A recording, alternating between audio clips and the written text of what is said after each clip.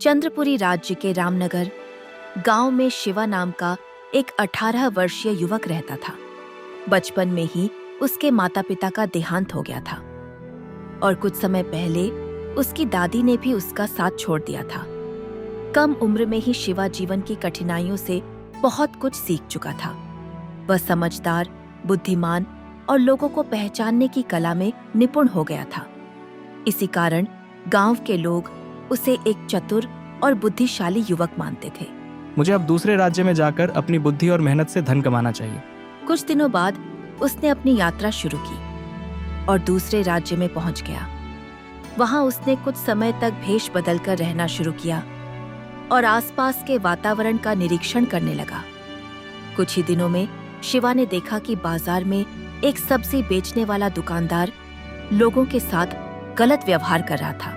ये अमीर लोगों को अच्छी सब्जी और गरीबों को खराब सब्जी दे रहा है। ये अन्याय है। उस बाजार में वही अकेला सब्जी वाला था, इसलिए लोग मजबूरी में उसी से सब्जी खरीदते थे। उस रात शिवा यही सोचता रहा। अगले दिन शिवा किसानों के पास गया और उनसे सस्ते दाम में ताजी सब्जियां खरीदी। फिर वह बाजार में आकर कम कीमत पर अच्छी सब्जी बेचने लगा। अरे, यहाँ तो सस्ती और ताजी सब्जी मिल रही है, अब हम इसी से खरीदेंगे। धीरे धीरे पुराने दुकानदार के सभी ग्राहक शिवा के ग्राहक बन गए। मुझे भी सब्जी चाहिए। शिवा ने उसे पहचान लिया, लेकिन उसे एहसास नहीं होने दिया।